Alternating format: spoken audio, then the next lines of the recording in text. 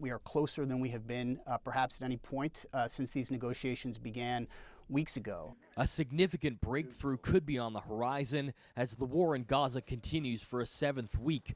Officials say they're close to reaching a deal that would see hostages released by Hamas and a break in the fighting that has killed more than 12,000 Palestinians.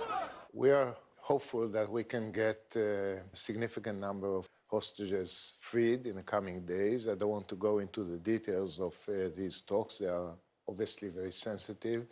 The less we go into the details, the better the chances of such a deal. But they are very serious efforts, and I'm hopeful that we can have a deal in the coming days.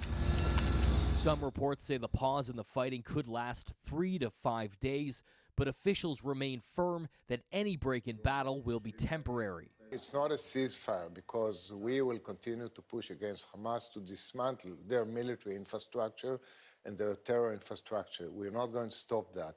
But we are willing to go for a pause for a significant number of hostages if we have a deal. Hamas took about 240 hostages during its deadly cross-border rampage into Israel back on October 7th. Since then, Israeli forces have invaded and bombarded the tiny Palestinian enclave in an attempt to wipe out Hamas. While negotiations continue, so does the brutal fighting as Israel expands its offensive in Gaza.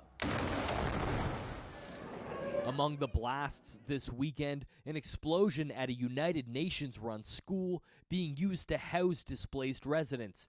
Officials say thousands of Palestinians were sheltering in the area when the school was hit. We're also in touch with the Israelis to try to find out what they know about what happened. Is that if harm was done to innocent civilians sheltering at a UN site, that would be totally unacceptable. Brandon Choghri, City News.